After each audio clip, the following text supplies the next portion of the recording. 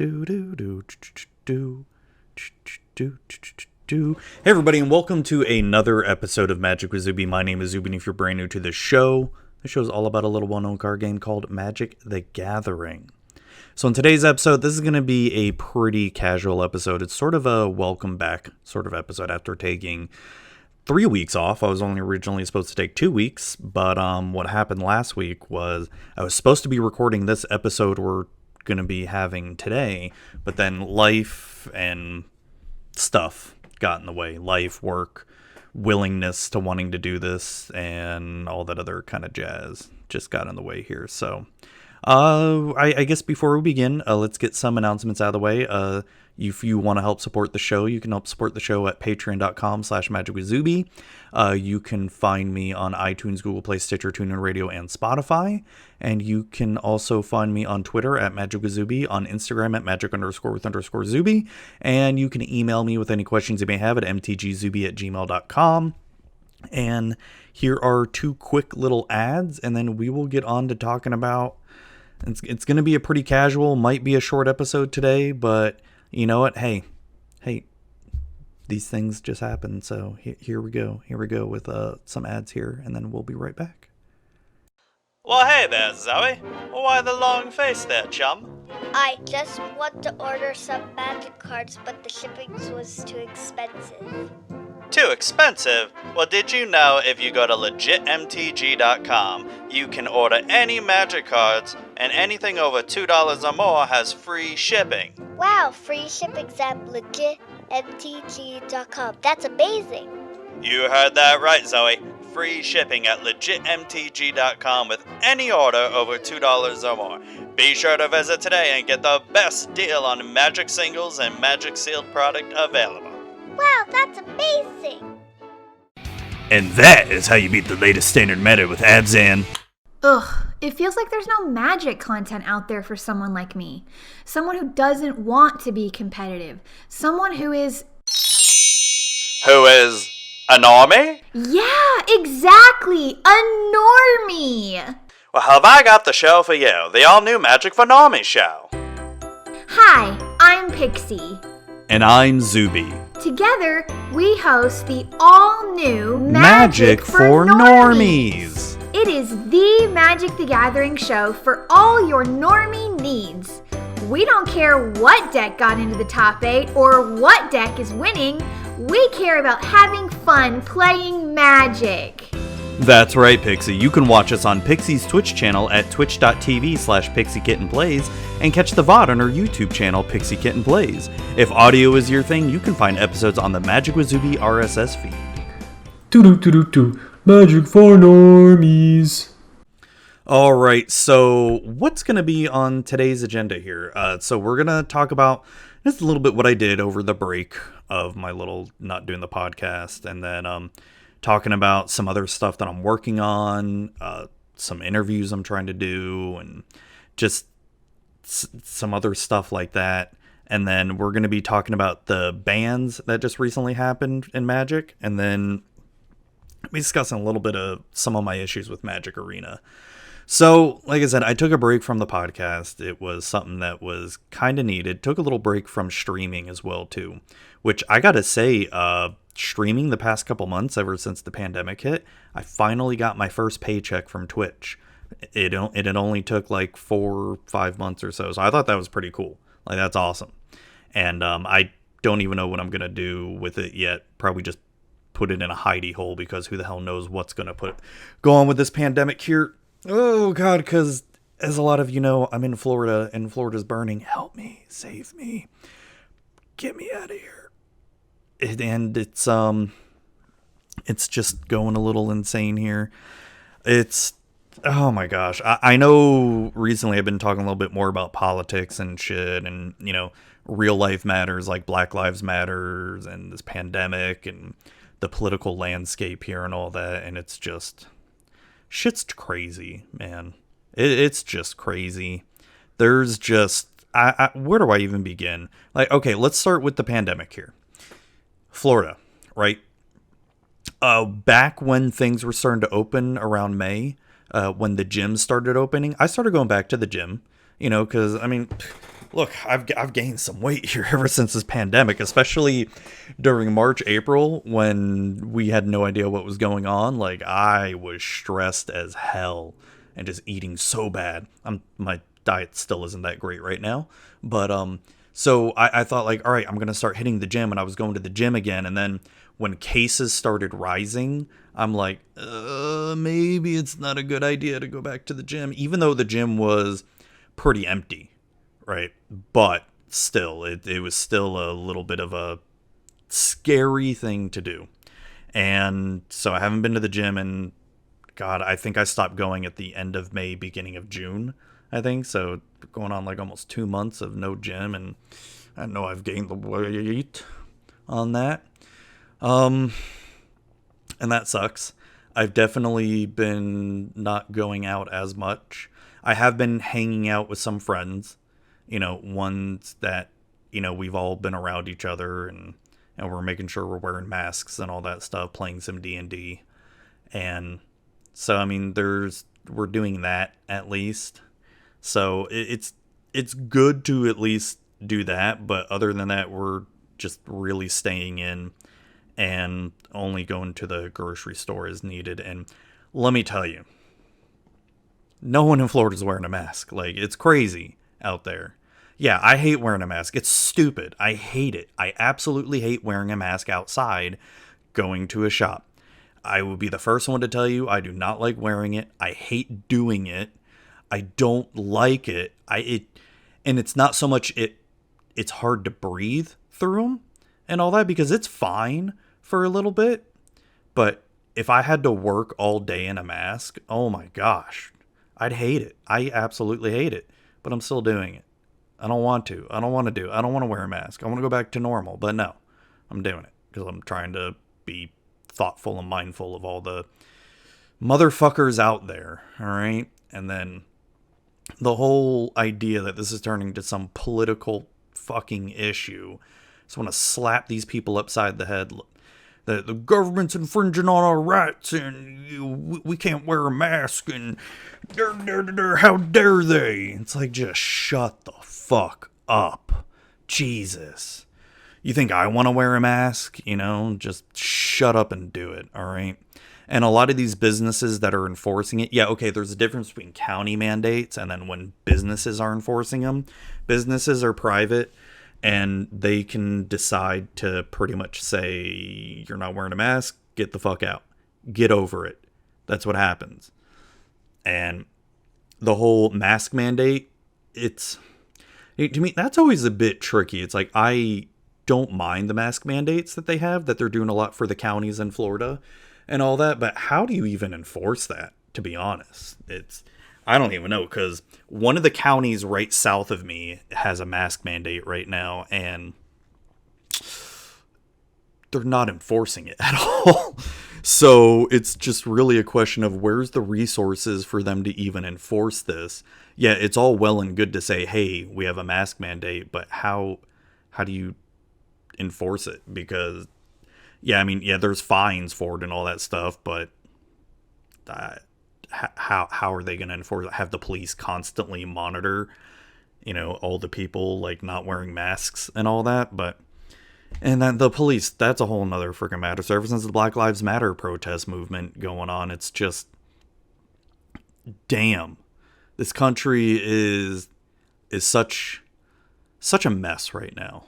Such a mess. It's the fact that a lot of these protests are showcasing what's wrong with the police out there.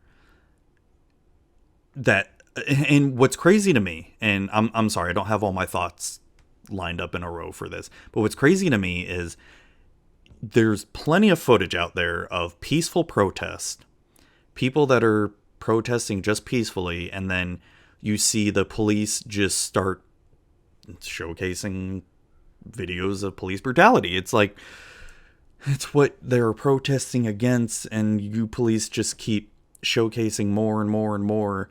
There's I've been listening to a lot of podcasts on this whole matter of like police reform and defunding the police, and I even had a long talk with my father on this, and he's somehow he's become a staunch Trumpian. I don't even say Republican, he's a Trumpian somehow, which is weird because I can remember even before Trump, he was never that into politics at all.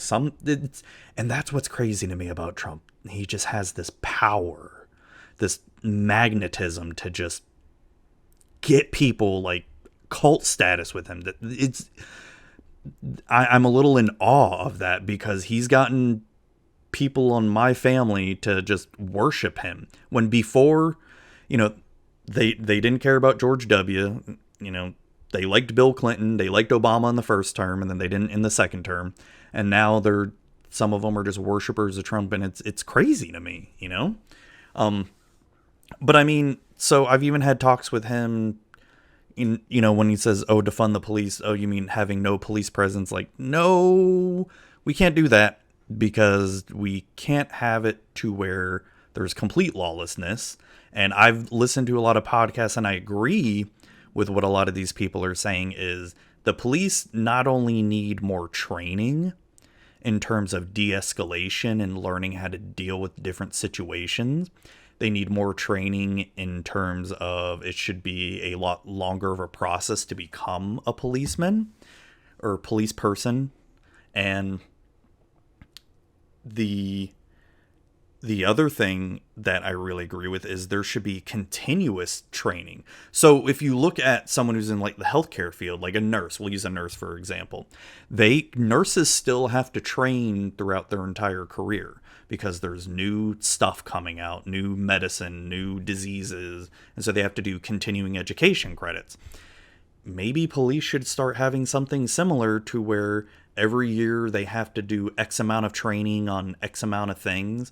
And then I also started agreeing with a lot of what other people were saying where the police need to slow down their role of just focusing on policing their communities and not being mental health advocates, being animal control and all this other stuff that police are being expected to do. And what also doesn't help is that they're a revenue generating department for the majority of the United States. Now, I don't know in every single county and city whether or not that's true, but I know for the most part, they do generate revenue. They are one of the few emergency services that have to do that because firefighters and EMTs do not have to generate revenue or anything like that. If there's no fires for an entire month or the firefighters don't get called for an entire month, they're not going to be fired or let go or anything like that because they're an essential service. It's different for police because they have to generate revenue for the county or the city by writing tickets and getting people in jail and whatever else that may be. So I've been talking with my buddy, the Unseen. He's shown up on some of my streams at EDH, and I tell him I feel like a lot of times it's a losing battle where as long as there are private corporations involved with our justice system, it's going to be so hard to have any kind of police reform at all, any kind of criminal justice reform, because with private prisons still being out there where they need to have those jail cells filled so they can collect more money from the government, I don't know. And then there's so many corrupt judges and all that other stuff. I think it's a good start though with these protests to show that to make people aware that there is an issue with police. And we've heard there's so many stories out there that you can go read or listen to about how being a police is basically kind of like a cult and you can't snitch on police. I mean, look, there's so many freaking movies about it too.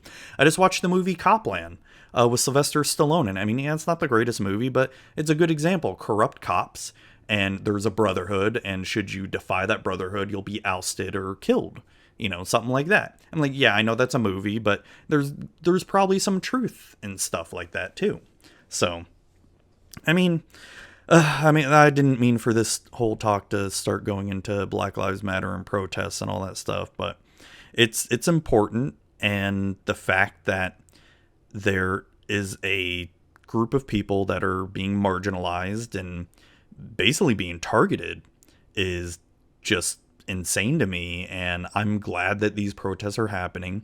I'm glad that they are showcasing the problem that's really going on here in America, and it's up to people like us, for us to at least do our best to support them, but voting people out. It's going to town halls, just doing what you can, because I feel for a single person, and this is what I've always believed in, that you have more of an effect on your local community than you do nationwide for the majority of people. And if you make sure you vote in your local elections, your county, city elections, and make sure your voice is heard locally, you can help make that change and start educating people as well too as to what's really going on out there. I mean, there's I don't mean to keep going into this, but it's something important that's going on, and it's part of the reason why I took a break. Not so much from all the real life news that was going on, but I'm going to be frank here for a couple minutes here on Twitter. I made the purposeful decision to delete almost all social media from my phone, like Facebook, Twitter, Reddit, and just to stay off it and don't even really go on social media. I mean, I still have Instagram on my phone because I don't even really browse Instagram. I just like taking pictures every once in a while and posting them up there. The problems for me were Twitter, Facebook, and Reddit. So I delete them off my phone, and I only really go on them on my desktop. So when I no longer on my computer at night and I'm just laying down in bed, I'm reading a book or watching TV or something, I'm not getting wrapped up into the social media bullshit. Because let's be honest, all right? So this is a Magic the Gathering podcast, right? And it's no secret out there that Magic Twitter, Magic Facebook, even Magic Reddit is all shit, right? And especially what's been going on lately, just really... So with these Black Lives Matter protests, and then you go look on the people that are complaining about stuff on Twitter, and some of the stuff is valid, right? I'm not saying that all of it's bullshit, but there's definitely some valid stuff to complain about on Twitter when it comes to Magic and D&D, especially when it comes to Company of WotC. There's definitely some valid stuff there. It's just the little inane bullshit that Magic Twitter likes to latch onto. And I'm not even gonna give it a platform, because I just saw some stupid bullshit the other night where they're picking on someone for saying something, and I'm just like, and it wasn't even anything fucking important in the long run. And it just really gets me to start thinking that, one, these people are on Twitter way too much. And granted, maybe they don't have anything else to do, right? And there's some of these people on Twitter that I just feel they're focusing on this little stupid bullshit when there's more important problems to even be focusing on that are way more important. And the fact that you're giving this breath and life to and waste your energy on, it boggles my mind, because I don't want to give stupid little Twitter drama the time of day when it's something in the grand scheme of things doesn't matter. It doesn't when there's more important issues that are happening here at home with the pandemic, with these protests, with this political landscape. Yeah, it is nice to get away and not have to think about it. And that's where I got the idea of that I'm just going to delete social media from my phone. And, if I want to just enjoy the game of Magic without having to worry about what someone said, and someone made a video on such and such, someone got kicked out of the creator program for some stupid reason, like, I just don't care. I honestly don't care. And that may come across as insensitive and all that, but it's hard for me to justify my energy on stuff like that when there's a lot more important stuff going on. There's a lot more things happening in the world besides using my energy because WotC screwed up with the content creator program. WotC, screwed up printing out jumpstart packs, right? It's hard for me to put my energy into that. And that's one of the things that I love what Pixie and I are doing for the Magic for Normies podcast is we're purposely trying to ignore a lot of that stuff, where we just want to talk about the fun of the game. Yes, we both understand and recognize that there are issues with the company of WotC, with the game of Magic. We recognize that, but it's also, we're holding on to the love of this game. And that's why I'm continuing doing this podcast, because I love this game so much. And it is one of my favorite games that I've ever played. And same with D&D, right? It's one of my favorite games that I love playing. And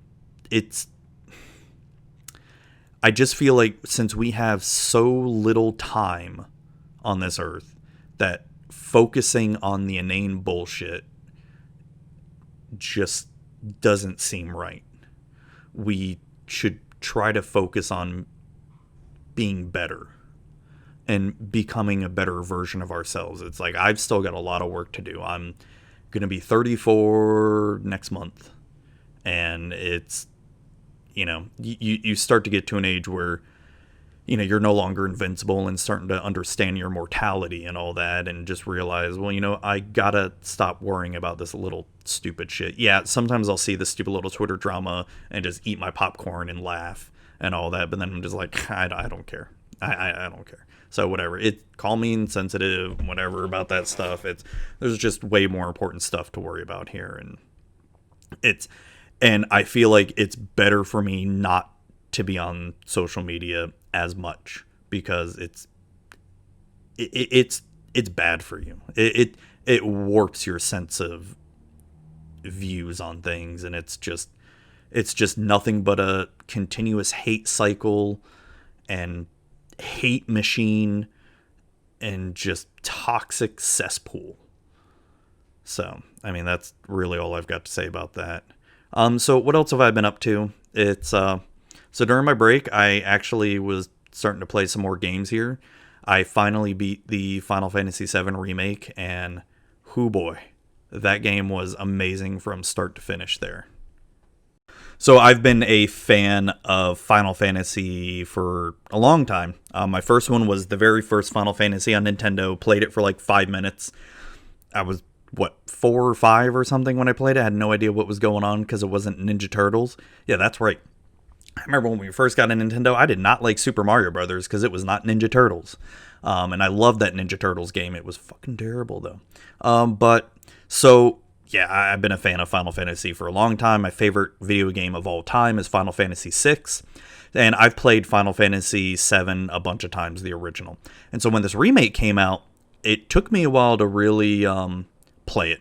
And for this 2-week break, I really sat down and tried to play it almost every night, and I fell in love with it. I loved every single minute of it. Yes, even the changes of the game that happened. It's still the same story, but it's not. I loved every minute of it.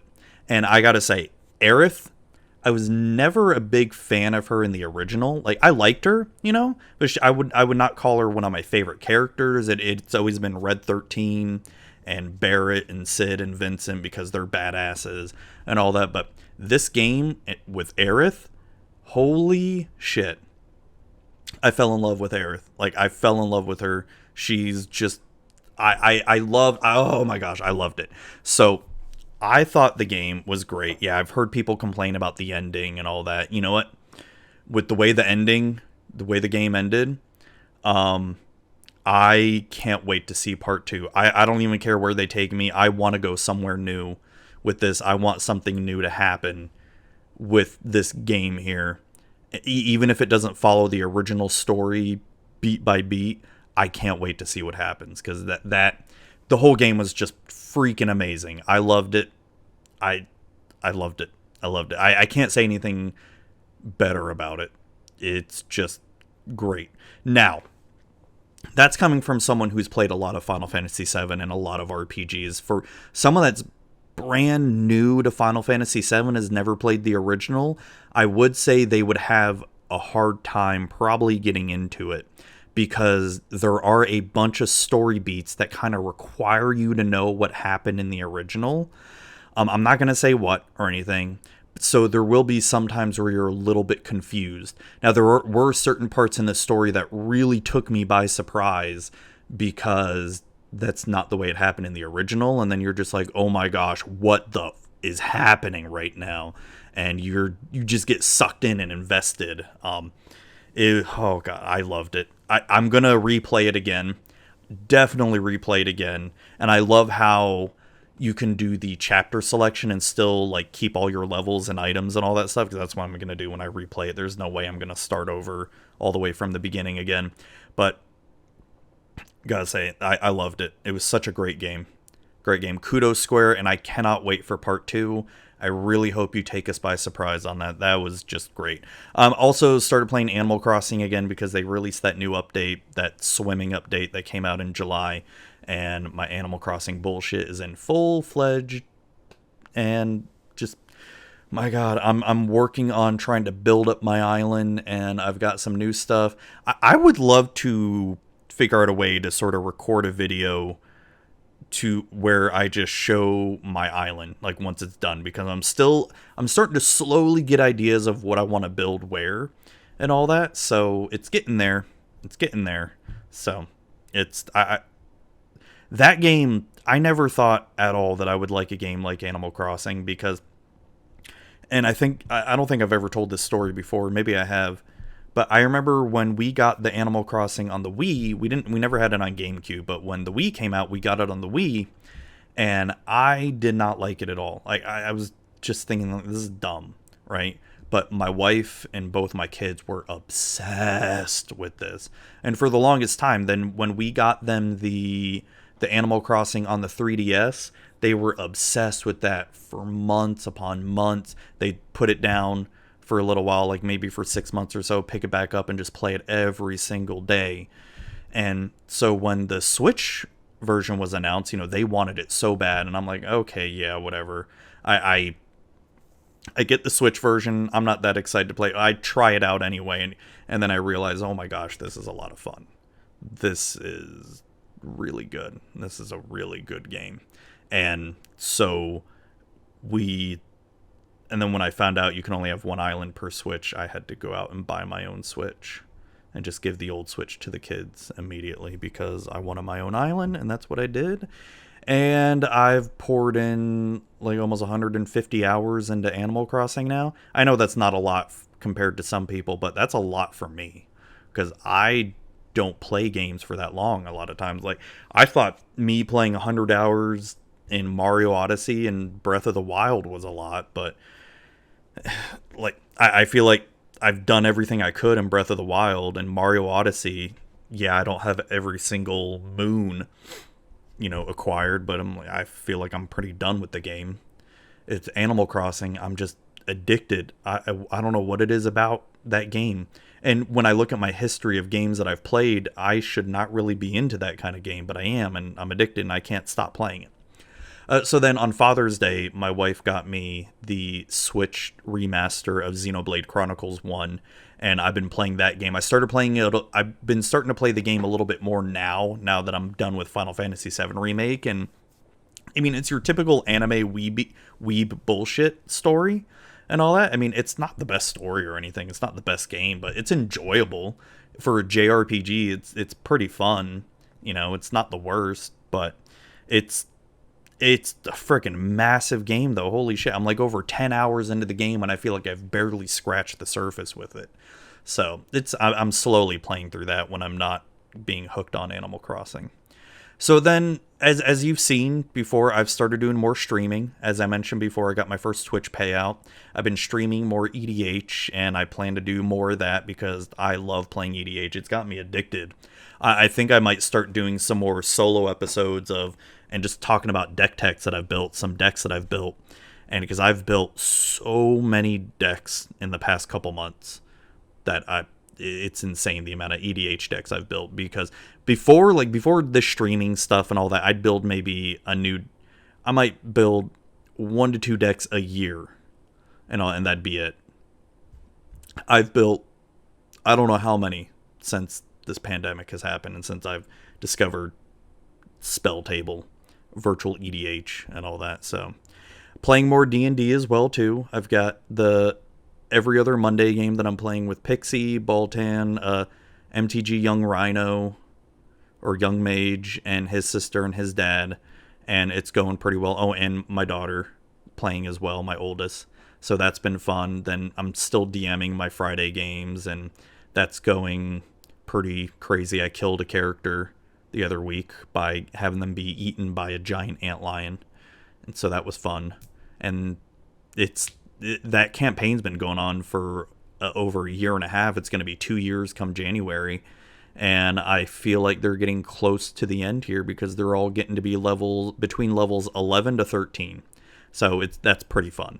It's those higher levels are getting to be harder to come up with encounters, and I want to do a few RPG Companion episodes on that too. RPG Companion. So I've got 2 episodes planned, one talking about DM experiences, and then another is I want to do a review on the new Theros book that came out digitally last month. I started reading it, I got halfway through, then I stopped because of life and everything else. I kind of stopped planning for any podcasts at all, so I've got those planned. I want to do them, but like I said, RPG Companion episodes always take longer because I do like planning them out more. And there's a few people I want to actually interview for RPG Companion as well, so look forward to that. As far as the show itself, Magic with Zuby, I do have an interview lined up, and I'm almost feeling more and more picky about who I really want to interview on this show. Not only because I want to be careful about who I interview, but also because, I'm going to be honest, there's so many content creators out there, I have no idea who's who anymore. I know I say that all the time, but during my break, I actually went out there and tried to look for content creators that I may want to interview, bring on the show, maybe even play some EDH with. There's so many on there that I don't know who the heck anybody is. That I see YouTubers now that are like 20, 30, 40,000 subscribers. They just play Arena, and I'm like, who are you? I've never heard of you before. And I'm not like trying to make that a bad thing. It's just more of, there's so many people out there now, since Arena's becoming more and more popular, that it's becoming flooded. It really is, and it's getting hard to know who's good out there and who's not, and it's tough. And especially since I did used to try to interview, maybe Magic grinders or some pro players and all that. Even that is getting harder to do too, because with organized play the mess it is, I don't even know who are any of the pro players anymore. Like, yeah, I know there's the big names, but besides that, I don't know. And for people like just interviewing people who make Mythic, I'm like, yeah, it's a cool achievement and all that, but there's like so many people make Mythic now, and I'm like, I don't know. There's just, it's overwhelming the amount of people out there. So, for you listening, if there's someone you think is cool and you may want me to bring them on the show, let me know. Send me an email, hit me up on Twitter, join my Discord. I forgot I've got a Discord now. Join my Discord and let me know. And for any Patreon supporters, if you join my Patreon, you can also see what I'm also working on behind the scenes as well too, like who I have lined up, because I like to make those little surprises as well. And so, yeah, and that's really it for the show here. It's doing more Magic for Normies stuff. I'm trying to stream more EDH. I'm trying to get a set schedule. It's not going to be completely set because I know with my job, I'm not always going to be able to make it and all that. So, yeah, and that's really about it for Magic with Zuby. So let's actually get into some Magic the Gathering talk, I guess. Let's talk about these bans that have happened recently. I meant to do this last week when it was actually more fresh news, but like I said, last week I couldn't get into anything last week. So when I play Arena now, the only format I'm even playing now is Historic, because I've been staying away from Standard ever since Ikoria came out, because Standard is a shit show. Just gonna be honest out there. It is garbage fire. It's been garbage fire for a while now, but it's become even more garbage fire. So I stay away from standard. I don't even know the meta of standard right now, so I've just been playing historic. And with Jumpstart coming out last week, historic has become a lot more fun. I've been playing Elf Ball a lot, and I've been playing Shrine Control.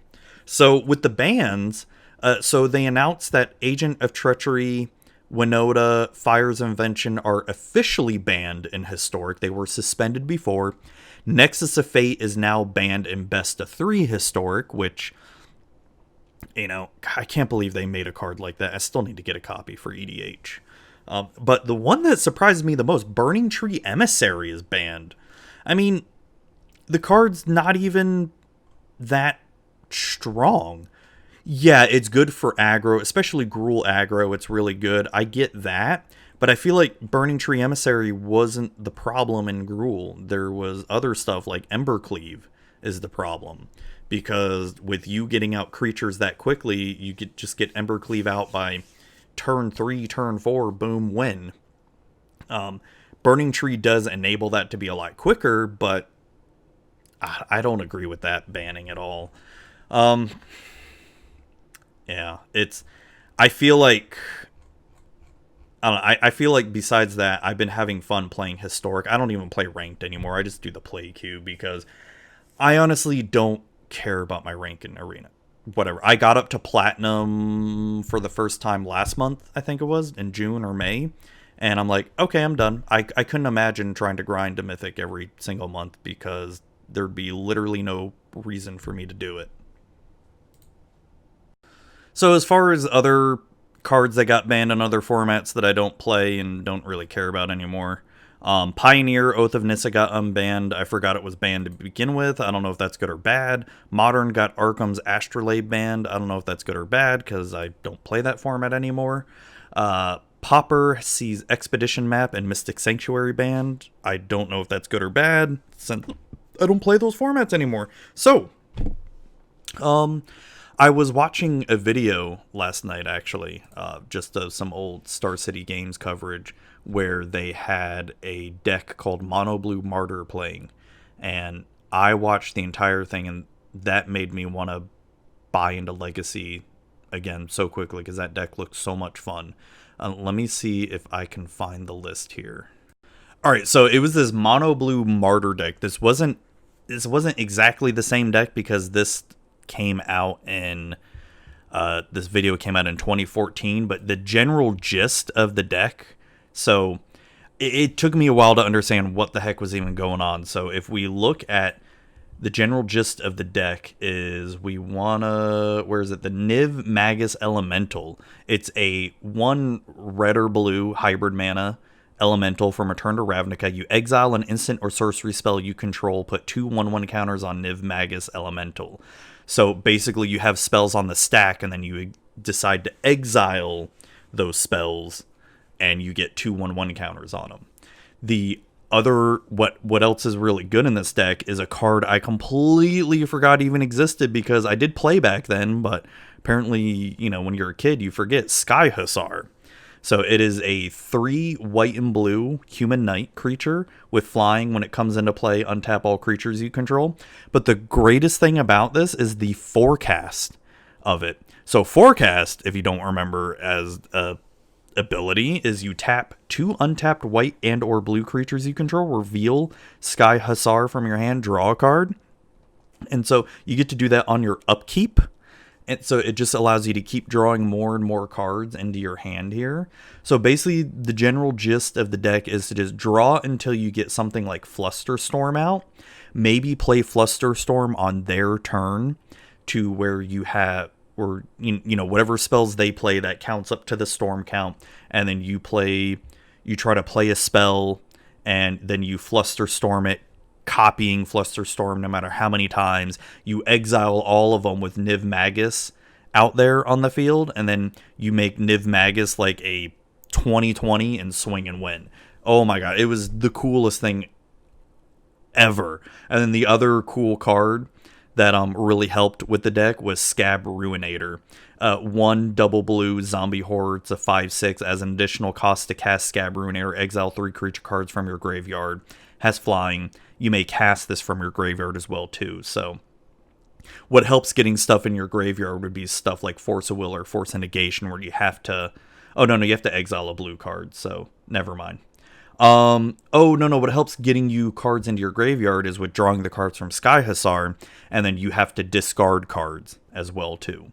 So, or sacrificing Martyr of Frost or Mausoleum Wanderer. Oh my, it was such an awesome deck. The deck the guy was playing against was Mud, which is basically just a legacy artifact deck where you play a bunch of stupid artifacts and get a lot of mana really quickly.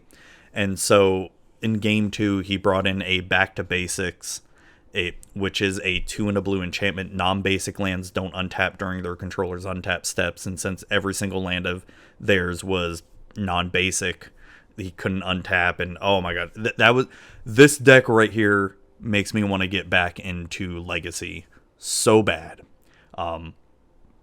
Just so much fun, and it really made me remember missing, a lot of the Star City Games coverage and Channel Fireball coverage for paper Magic.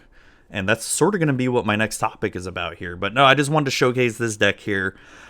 Really, really cool deck. They've got Judge's Familiar, which you can sacrifice to counter a spell, counter instant or sorcery. That Martyr of Frost, which I completely forgot existed too. I forgot about this card. You can pay 2 to reveal X blue cards from your hand, sacrifice Martyr of Frost, counter target spell unless its controller pays X. That's just awesome. Just awesome there. The Mausoleum Wanderer you can sacrifice to counter a spell. Spell Starter Sprite. You can flash that in to try to counter a spell. Brazen Borrower. That's one of the newer cards added to bounce something back. Ninja of Deep Hours to ninjutsu something in. And it's just a great overall deck there. Really, really fun to watch. I had not had that much fun watching a game of Magic, especially Legacy, in a long time. All right, so I think we're going to end off today's show talking a little bit about Magic Arena, and oh boy. This pandemic has really shown me that, and I understand Wizards' reasoning for pushing Magic Arena more, especially during this time, because with game stores not being able to be open and do face-to-face play, and with there being 0 events for paper Magic, stuff like Spell Table has become almost essential. Right? Playing virtual Magic like that has become essential for the game to still be alive. And with Magic Arena, it's a great game. It's a great game for people that have never played Magic, always want to get into it. It's a great way to play for free, right? Play very cheaply. Magic Online still is probably a cheaper way to be able to play like top tier decks and all that, but Magic Online, the interface sucks. I've said that before many times. But as far as Magic Arena itself, it is a good way to play the game. My problems with it though, and it's become so apparent, me trying to stream it, because I did some salty, spicy streams, I know. And then, just playing it by myself, I find myself getting so frustrated and hating the game, because part of the love of Magic the Gathering for me has always been the interaction with your opponent, and not just in terms of the cards that you play, but being able to talk to people, right? That's always one of my favorite things to do to FNM, especially with a newer player or a new person to the store. Be like, hey, how's it going? Where are you from? And what, how long you've been playing Magic, and and maybe if they were new, I'd give them some pointers on what to do, because it's FNM. No one cares, right? Oh, the top prize is like $20 in store credit. Who cares, right? That was always one of my favorite things to do at FNM, is especially play like new players or people new to the store to try to make them feel comfortable.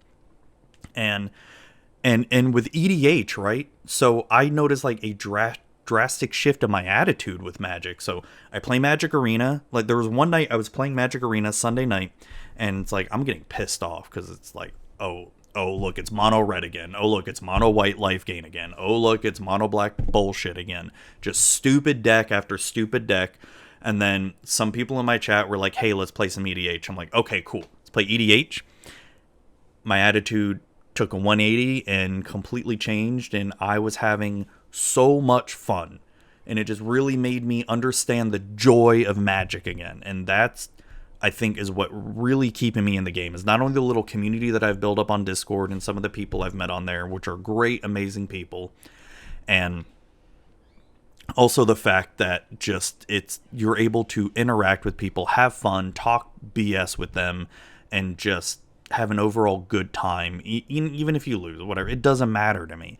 Just being able to play shenanigans like that is just something that's great and a lot of fun. And Magic Arena just sorely lacks that. Sorely lacks the person-to-person interaction that you get when playing Magic, right? It's almost like my complaint on playing D&D on Roll20 or playing it virtually. It's still fun. It's still a fun game playing it virtually, but it's not the same when you're playing it face-to-face. Not at all. And people who play D&D will definitely understand that. Playing it face-to-face trumps playing it on like Roll20 or any kind of virtual tabletop. And that's just how I feel about Magic Arena. And I love the program. I'm going to keep playing it, albeit sparingly, because I'm noticing it just has a very bad shift in my attitude. And with me being as competitive as I can be, and I'm trying to curb that, it's just tough. It's not the same, and it sucks. It sucks because I want to enjoy Magic. Like, I love this game so much. I want to enjoy it, and Arena just doesn't do it for me. Arena just doesn't showcase why I love this game so much, why I do this podcast, right? Being able to play paper Magic is what makes this game so great. So I think we're going to end that off on that note right there, because we're going off a little bit long here on my little casual episode. And yeah, so I think next week we'll have an interview probably go on, and then I'm going to start doing, like I said, I'm going to be more and more picky with my interviews on who I want to interview people with, especially that Efren guy. Jeez. No, I love Efren. But I'm going to start doing some more Commander deck techs and just whatever other issue or topic I want to talk about, you know? So thank you all for coming by. Thank you for listening, watching. I appreciate you all out there, you know, for sticking by me and listening to my bullshit. And yeah, I guess we'll call it there. We'll have a good night, and especially as I'm recording this, it's the morning. Have a good morning, have a good day, and see you all later.